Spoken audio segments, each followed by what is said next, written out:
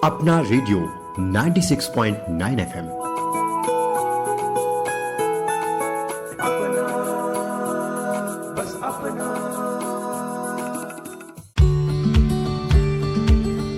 नमस्कार किसान भाइयों और बहनों, अपना रेडियो 96.9 एफएम में आप सभी का स्वागत है। आप सुन रहे हैं हमारा विशेष कार्यक्रम खेती बाड़ी और बागवानी से जुड़ी बातें। मैं हूं कविता। आज हम जिस विषय पर बात करेंगे वो है रबी मौसम में उगाई जाने वाली सब्जियां, उनका जो प्रबंधन है उसके ऊपर, जिससे आपकी फसल स्वस्थ हो, उत्पादन हो और अधिक आमदनी आप तक पहुंचे। यही आज के विषय पर आधारित चर्चा रहेगी। रबी की सब्जियों वाली फसलों के प्रबंधन पर जानकारी देने के लिए हमारे साथ स्टूडियो में जुड़ गए हैं चंबल फर्टिलाइजर एवं केमिकल प्राइवेट लिमिटेड में प्रबंधक के पद पर कार्यरत doctor AK Singh ji. Doctor साहब, आपका स्वागत है कार्यक्रम में। स्वागत के लिए बहुत बहुत धन्यवाद कविता जी, और सभी श्रोताओं को हमारा नमस्कार, और चंबल फर्टिलाइजर की ओर से भी आपको सादर नमस्कार। तो डॉक्टर साहब, हमारा पहला सवाल है PMKSK की जो योजनाएं हैं उनके बारे में जानकारी। तो साथियों, PMKSK के बारे में हमारी हर अंक में आपसे लगभग बात होती ही है।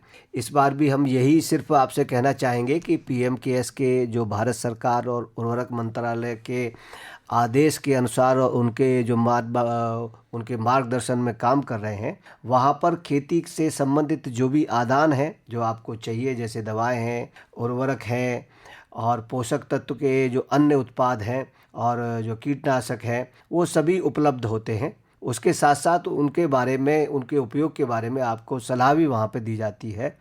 तो मेरा अनुरोध सिर्फ यही है कि जो भी आपको इस्तेमाल करना है आदान, या जो आप खरीद रहे हैं, उनके बारे में अगर आपको कोई भी शंका है, उनके जो इस्तेमाल के बारे में आप जानना चाहते हैं, तो वो एक ऐसा स्थान है कि वहाँ पर आप पूछ सकते हैं, जानकारी ले सकते हैं। आप अगर उसमें चूक जाते हैं तो कहीं ना कहीं आप उन उत्पादों का जिनके बारे में आपको जानकारी नहीं है या इससे पहले आपने कभी प्रयोग नहीं किए हैं, उनका आप सही प्रयोग नहीं कर पाते हैं और उसका पूरा लाभ नहीं मिलता है। फिर हमें लगता है कि कहीं ये उत्पाद ख़राब तो नहीं है, कहीं कुछ और गलती तो नहीं है, कहीं नकली तो नहीं है। ये बहुत सारे सवाल हमारे दिमाग में उठते हैं। तो जिस समय हम खरीद रहे हैं उसी समय ही हमें जितनी हमारी शंकाएं हैं उनका समाधान करना बहुत आवश्यक होता है। और जितने भी ये जो दुकान है PMKS के, वहाँ पर आदेश हैं जो उर्वरक मंत्रालय की ओर से या भारत सरकार की ओर से कि वो आपको सही जानकारी और सही सलाह किसी भी तरह से उपलब्ध कराएं।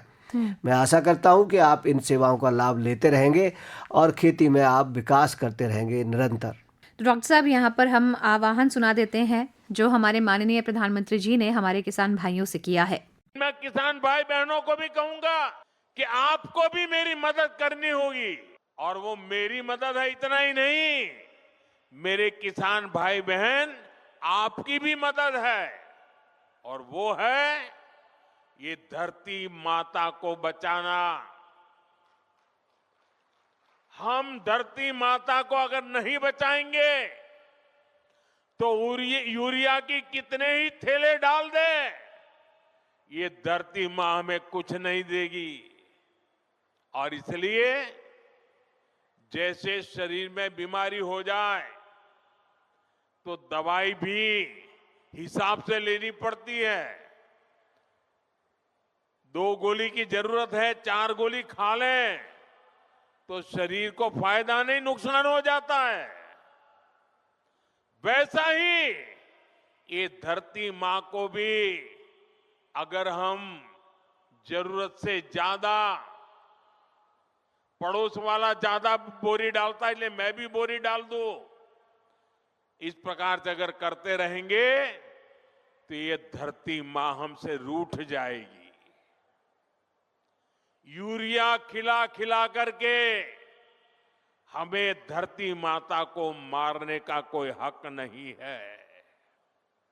ये हमारी मां है, हमें उस मां को भी बचाना है। तो श्रोताओं, मुझे उम्मीद है कि माननीय प्रधानमंत्री जी की जो ये बातें हैं ये आप सभी के काम आएंगी और आप इसका जो लाभ है अपनी खेती किसानी में ले पाएंगे। आगे बढ़ते हैं, बात करते हैं सबसे पहले रबी की सब्जियों वाली फसलों में प्याज की फसल के प्रबंधन की। हाँ डॉक्टर साहब बताइए। प्याज एक ऐसी जो है उत्पाद है कि हमारे जो खाने में अधिकांश उपयोग में आता है। सब्जियों में हम प्रयोग करते हैं, कच्चा भी हम खाते हैं और अभी जो प्याज लगाई जाएगी वो हमें बिल्कुल सही समय पे मिलेगी। सही समय मतलब जब थोड़ा सा तापमान ऊंचा होने लगेगा, अप्रैल का आखिरी महीना होगा या मई की शुरुआत होगी, उस समय ये जो प्याज हमें उपलब्ध होगी। और उस समय पे आमतौर पे देखा जाए हम सब लोग खूब मात्रा में प्याज का सेवन करते हैं, तो सलाद के रूप में भी खाते हैं और उसे अनेक रूप में हम जो उसका प्रयोग करते हैं। तो प्याज में रोपाई का समय आने वाला है और उसके लिए खेत की तैयारी हम करें। खेत की तैयारी के लिए यह है कि अच्छे से हल चलाएं, क्योंकि प्याज की जो गांठ है वो जो ज़मीन के अंदर लगती है, तो खेत का पोला होना और उसका सख्त न होना बहुत ज़रूरी है। तो उसके लिए आप अच्छे से हल चलाएं और उसको समतल करते रहें, पाटा जरूर चढ़ दें जिससे कि ढेले उसमें से ख़त्म हो जाए। और रोपाई से करीब करीब 1 महीना पहले गोबर की अच्छी से सड़ी हुई खाद या कंपोस्ट खाद आप उसमें खेत में अच्छे से मिलाएं, जिससे कि उसके अंदर जैविक कार्बन है या जैव तत्व है या उसके साथ जो गोबर की खाद के साथ अन्य पोषक तत्व प्राप्त होते हैं वो उसको प्राप्त हो जाए। ये आप तैयारी करिए जिससे कि खेत पूरी तरह से एक तरह से जो प्याज लगाने के लिए उपयुक्त हो जाएगा। उसके बाद फिर आपने पौध लगानी है। पौधों को लाइन से लगाइएगा। अक्सर ऐसा होता है कि चलो ठीक है लगा देते हैं, और क्योंकि ये पौध ही लगानी है तो इसमें लाइन से लगाना बहुत आसान होता है। तो इसमें जहाँ पर प्याज होती है वो लोग अच्छे से समझते हैं, और वहाँ जो लगाने वाले हैं उनके हाथ भी उसी हिसाब से दक्ष होते हैं। और जो लोग नया लगा रहे हैं वो प्रयास करें कि लाइन में लगाएं, और अगर छोटा रकबा है, छोटा क्षेत्र है, तो उसमें धागे बांध के लाइनें वो जो खींच सकते हैं और उसी हिसाब से लगा सकते हैं। इसमें ध्यान ये रखना है पौधे से पौधे की दूरी है वो लगभग 10 सेंटीमीटर के आसपास रखनी है। पौधे जो आपको लगानी है पौध, उसमें ये ध्यान रखिए कि ज़्यादा ऊंचा भी न लगे, मतलब ऊपर न लग जाए, और ज़्यादा गहरा भी न लगे।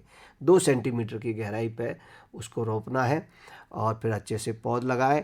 और लगाने के वक्त खेत में नमी तो होनी ही चाहिए, और फिर उसके बाद जैसे ही लगे कि जो पानी की ज़रूरत है तो हल्की सिंचाइयाँ करते रहें, जिससे कि खेत सूखे नहीं और पौध अच्छी तरह से चैतन्य हो जाए। रोपाई के समय भी इसमें उर्वरक देने की आवश्यकता होती है। तो लगभग 1 एकड़ में पूरे कार्यकाल में लगभग 50 किलो नाइट्रोजन की आवश्यकता होती है, फास्फोरस 50 किलो, और पोटास इसमें थोड़ी ज़्यादा मात्रा में, वो भी 50 किलो के आसपास आपको पोटास की ज़रूरत है।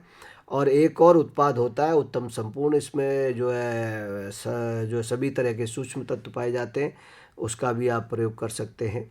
ध्यान देने वाली बात ये होगी कि ये है कि नाइट्रोजन की लगभग आधी मात्रा 25 किलो रोपाई के समय आपने प्रयोग करना है, और बाकी जो उर्वरक हैं जैसे कि फास्फोरस है या जो पोटास है या संपूर्ण है, इसको आप रोपाई के समय ही खेत में दे सकते हैं। जी बिल्कुल। तो डॉक्टर साहब, इस कार्यक्रम में आज हम प्याज, लहसुन, आलू, टमाटर, बैंगन, गोभी, सभी रबी सब्जियों वाली फसलों की बात करने वाले हैं। तो प्याज के बारे में तो आपने बता दिया, अब बारी है एक ऐसी सब्जी में डलने वाले स्वाद नुमा लहसुन की, जिससे कि खाने का टेस्ट बदल जाता है। तो लहसुन की फसल के बारे में बताइए।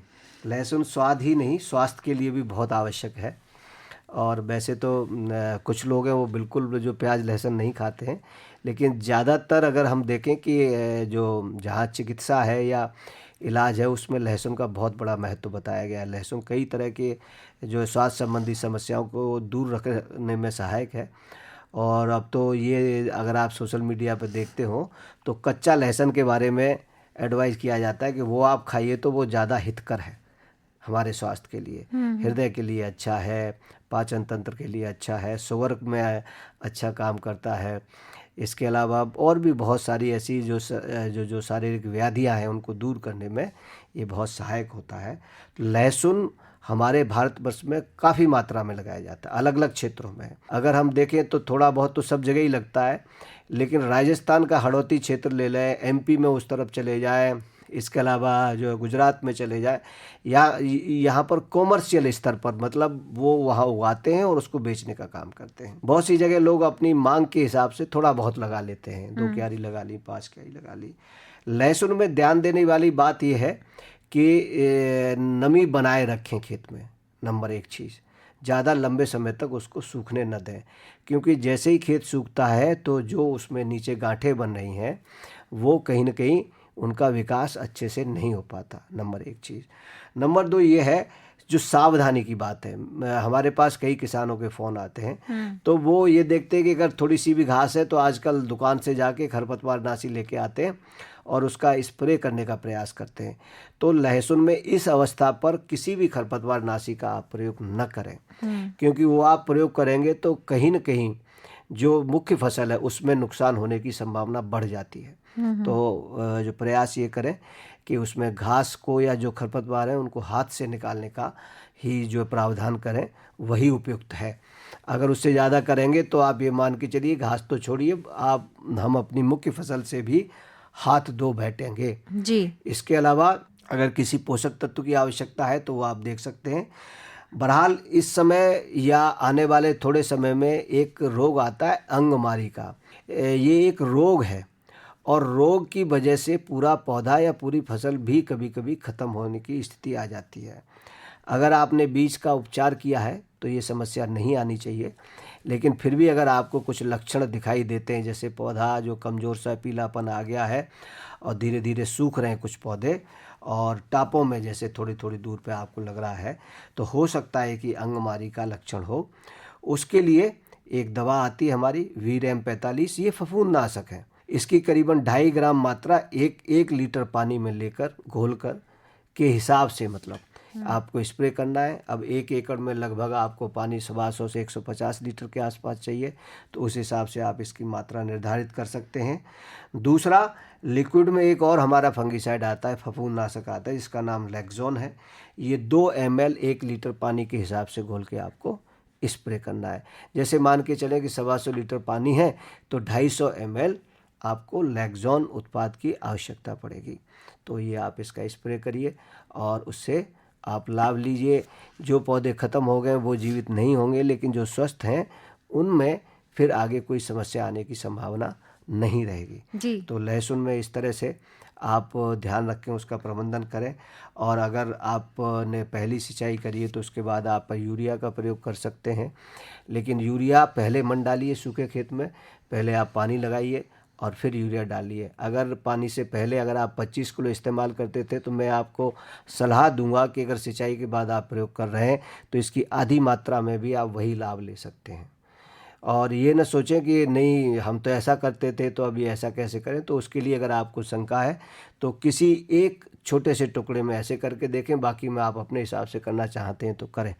अंतर आपको नहीं मिलेगा, फसल उतनी ही होगी, उत्पादन उतना ही होगा। जी। तो डॉक्टर साहब, लहसुन तो हर टाइम मिलने वाली फसल है जी, जी। और हर टाइम हमें हमारे घरों में लहसुन मिलता है। जी जी। तो लेकिन क्या इसकी किस्में जो है वो अकॉर्डिंग टू सीजन अलग हो जाती हैं? नहीं, हर समय नहीं होता है ये ठंड के दिनों में ही उगाया जाता है, लेकिन ये है कि इसको रखा जाता है लंबे समय तक और फिर मिलता है। थोड़ा बहुत 2-1 महीने का फ़र्क हो सकता है, जैसे कि अगर किसी ने अक्टूबर के एंड में लगाया है तो वो अभी अगर अर्ली काट रहा है, अर्ली निकाल रहा है तो वो आ गया थोड़ा कच्चा कच्चा सा मिलेगा आपको। कुछ लोग ये है कि जो फरवरी में निकालेंगे, कुछ मार्च में निकालेंगे और अप्रैल तक भी निकालते हैं। टाइम थोड़ा सा आगे पीछे हो जाता है, तो हमें ये लगता है। और जब बिल्कुल पका हुआ लहसुन आता है वो तो हमने सबने देखा ही होगा कि वो उसके ऊपर बिल्कुल हटने वाला छिलका होता है। तो एक खास सीजन में ही लहसुन हमारे यहाँ होता है। जी। तो अब बात आती है एक ऐसी फसल की जो सदाबहार सब्जी है, हर एक सब्जी के साथ जी, उसे आलू। खाया जाता है, आलू की फसल। जी, उसके जी। प्रबंधन के बारे में बताइए। देखिए, आलू के बारे में हमारी बहुत बात हो चुकी है आपसे, फिर एक बार फिर बात कर रहे हैं। तो आलू की फसल इस समय, जैसे अभी आपसे लहसुन के बारे में बात हो रही थी कि अलग अलग समय पे लोग काटते हैं, तो इस समय पर नया आलू आ रहा है, आप देख रहे हैं।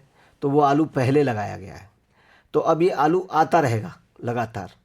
तो इसमें ये ध्यान रखिए कि जो आलू आपको निकालना है या खोदना है तो उससे करीब करीब जो 20 रोज़ पहले उसके ऊपर वाले हिस्से को काट देना होता है। उससे नीचे जो आलू लगाया उसमें थोड़ा पकाव की स्थिति या उसमें थोड़ा और ज़्यादा ठोसपन आता है, तो ऐसा आप करिएगा।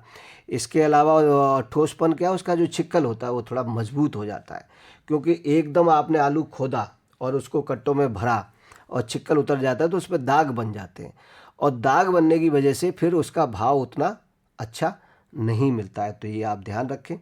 और ये एक चीज़ और करें कि इस समय पर अगर कोई आपको झुलसा रोग के लक्षण अपने आलू में दिखाई दे रहे हैं तो उसका उपचार आप करिए। अगर बिल्कुल काटने पे आ गया तब हल्का सा लक्षण है तो कोई चिंता की बात नहीं है, लेकिन उनके आसपास जो और खेत हैं उनको चिंता करने की ज़रूरत है, क्योंकि ये फैलने वाला रोग है, एक खेत से दूसरे खेत में भी फैल सकता है। तो आपको ध्यान रखना है कि अगर आसपास भी कहीं पे है तो किसी भी फफूंदनाशक का आप अपनी फसल पर स्प्रे करें। और मैं फिर एक बार रिपीट करूंगा कि BRAM 45 ये फफूंदनाशी है चंबल फर्टिलाइज़र का, 700 ग्राम प्रति एकड़ के हिसाब से आपको स्प्रे करना है। पानी की मात्रा आप निर्धारित करें कि आपको पानी 125 लीटर चाहिए या 150 चाहिए या 175 लीटर चाहिए, फसल के भार मान के हिसाब से। ये अगर उत्पाद न मिले तो दूसरा उत्पाद मैंजिम है, 300 से 400 ग्राम है प्रति एकड़। और अगर ये न मिले तो लैक्सोन है 300 ml, ये भी आप प्रयोग कर सकते हैं। एक मैनकोनिल है 600 ग्राम, ये भी आप प्रयोग कर सकते हैं। तो इससे भी फसल में जो अंगमारी का रोग है या झुलसा रोग है उसको रोकने का आप प्रयास कर सकते हैं। इसके अलावा अगर कुछ चैपा वगैरह लगा है, ऐसे कीड़े हैं, तो उसको भी अगर आपको फसल लंबे समय तक रखनी है तो उसके लिए भी 400 ग्राम प्रति एकड़ के हिसाब से आईमैक्सो दवा 150 लीटर पानी में घोलकर छिड़काव करें, तो उससे इससे भी आपको हेल्प मिलेगी, सहायता मिलेगी। तो इस तरह से आप कर सकते हैं। आलू के विक्रय से संबंधित बात यह है कि अगर आपको पैसे की ज़रूरत है और रेट सही मिल रहा है तो बेचें।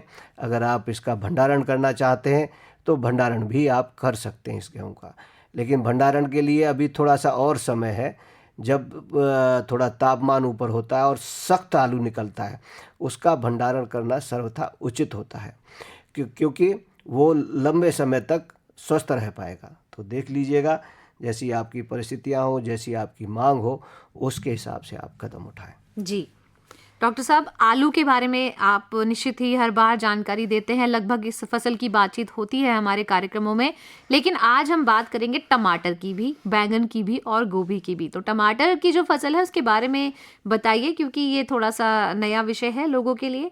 हाँ, टमाटर इस बार बहुत महंगा है, लाल हो रहा है बिल्कुल। लोग अक्सर शिकायत कर रहे हैं कि इस समय तो टमाटर सस्ता होता था, खूब सूप बना के पीते थे या खाते भी थे लोग।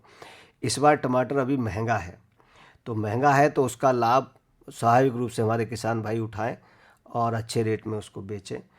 ध्यान देने वाली टमाटर में बात यह है कि अगर फूल वाली अवस्था है तो उस समय पर ध्यान रखें कि कोई भी अंगमारी या पछेता जो झुलसा रोग है उसका कोई प्रभाव उस पर न हो।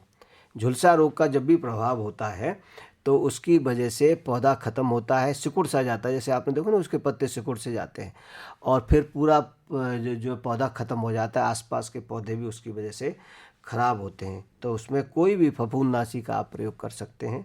दूसरा स्थिति ये है कि अगर आप लगाने जा रहे हैं टमाटर, बहुत से लोग अभी टमाटर की जो लगाना आरंभ करेंगे तो वो अप्रैल के समय से फिर वो टमाटर बाज़ार में आना शुरू होता है।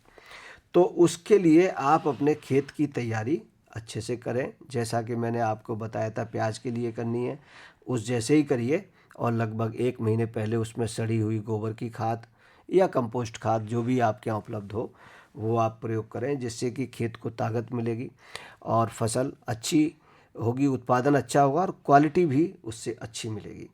और इसके लिए प्रति एकड़ करीब करीब जो मतलब आपके 30 किलो नाइट्रोजन, 60 किलो फास्फोरस और 50 किलोग्राम पोटास की आवश्यकता होती है। इसको भी आप खेत में दे सकते हैं।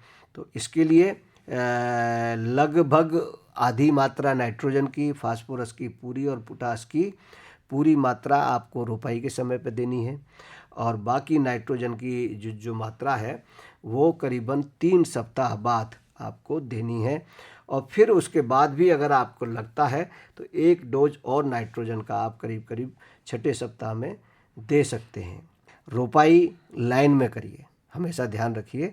लाइन में जब भी करते हैं तो जब आप फल तोड़ेंगे तो आपको उसमें सुविधा रहेगी, उसमें जो अंदर जाने की, चलने की एक सीधा रास्ता मिलेगा। लेकिन अगर आपने ऐसे ही लगा दी तो कहीं आप जो जा रहे हैं और सामने पौधा आ गया, पैर पड़ा और टूट जाएगा। तो वो ध्यान रखिएगा कि लाइन में लगाएं इसको। और रोपाई के बाद तुरंत बाद हल्की सिंचाई आप कर दें, जिससे कि पौधा सेट हो जाता है, उसकी जो नीचे की शाखाएं वो अच्छे से ज़मीन में बैठ जाती हैं और उसका जमाव बेहतर तरीके से होता है। तो ये आप जो ध्यान रखें।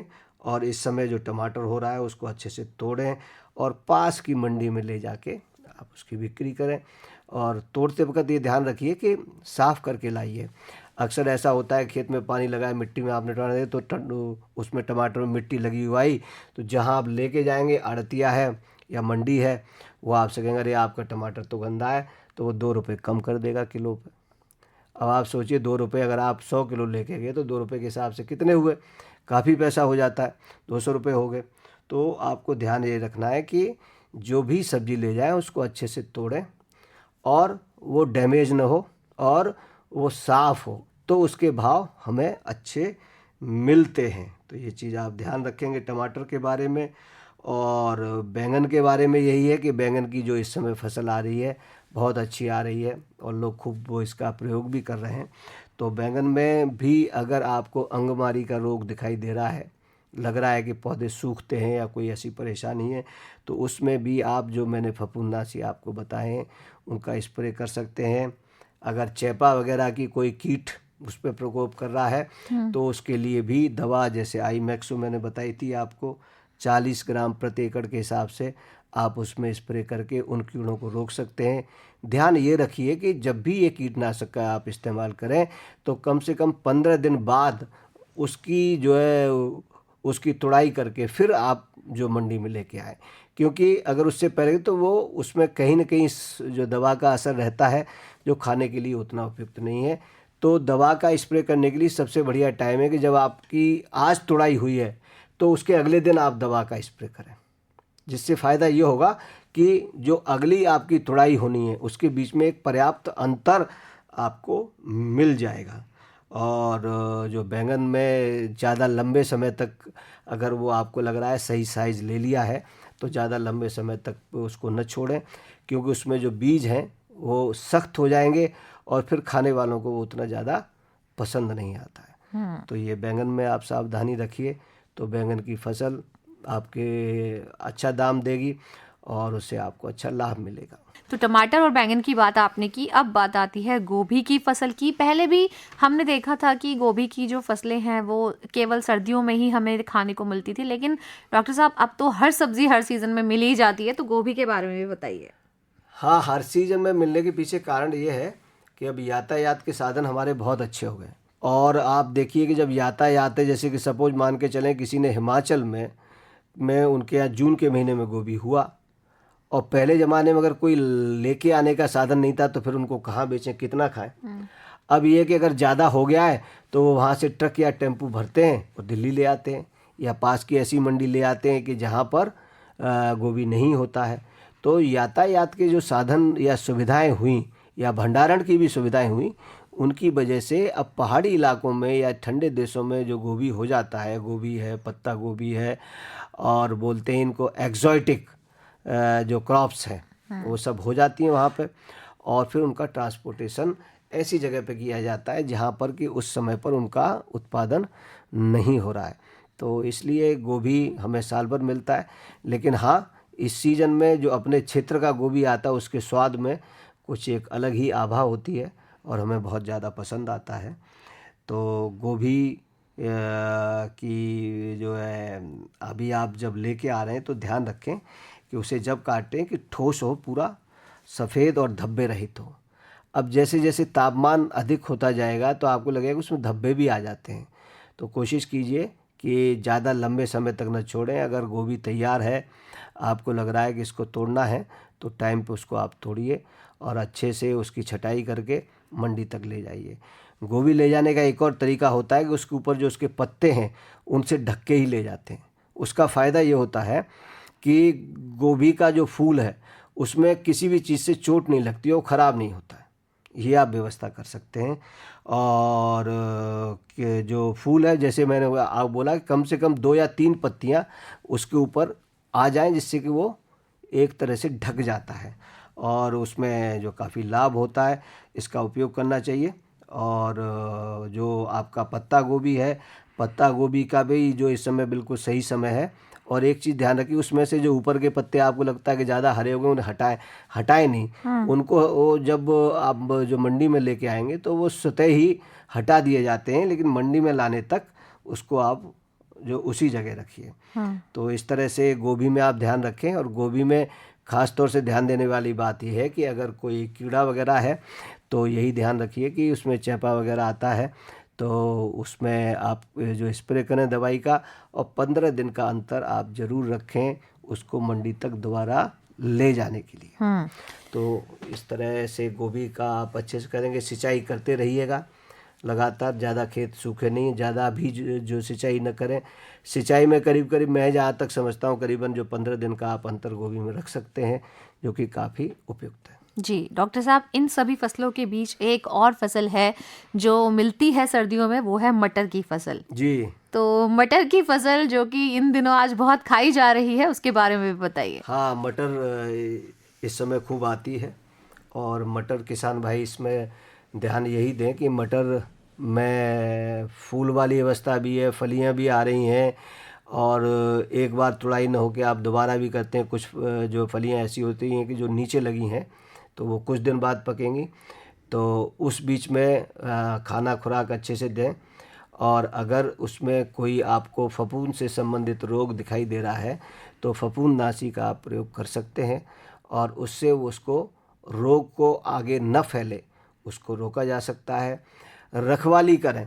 रखवाली क्या है कि बहुत सारे पंछी आके उनकी फलियों को खाते हैं, क्योंकि उनके लिए भी वो खुराक है। थोड़ा सा रखवाली करिए। कौवे बहुत खाते हैं इसको, तो हरी मटर को, तो ये ध्यान रखिए। और जहाँ पर आपको मंडी के भाव चेक करते रहिए।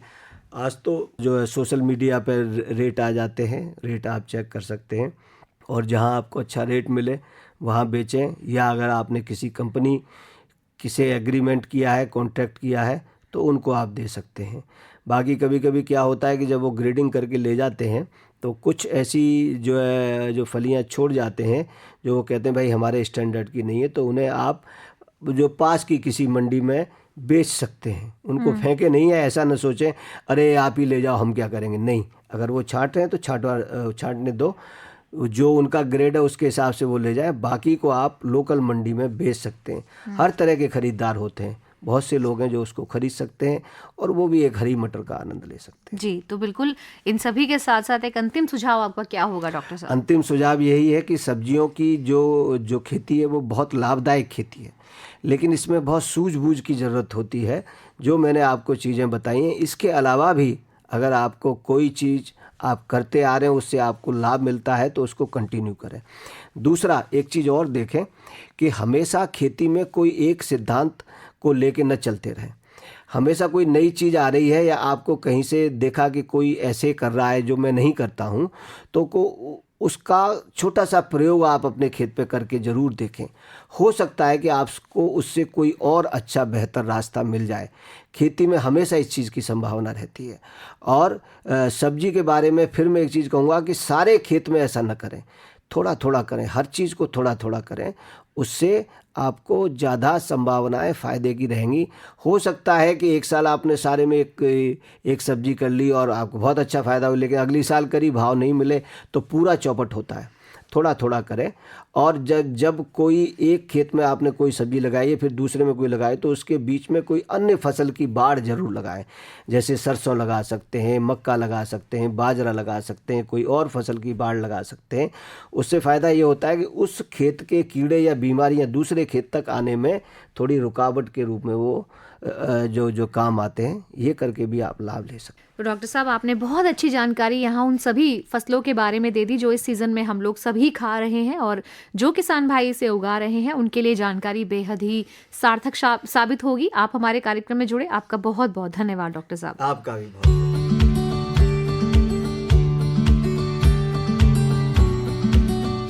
तो श्रोताओं, आज की हमारी वार्ता का विषय था रबी की सब्जियों वाली फसलों में प्रबंधन, जिसके बारे में आज आपने जानकारी एकत्रित की। हमें आशा है कि हमारी दी हुई जानकारी आप सभी के खेती किसानी में आपको काम आएगी।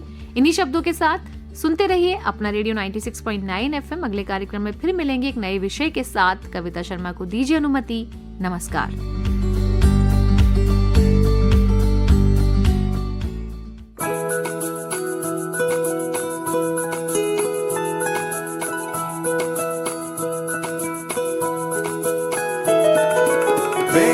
ख्वाहिशें मेरे अरमान, मेरा बस यही सपना, जिंदगी में हर कोई समझे हम सफर मुझे अपना, अपना बस अपना।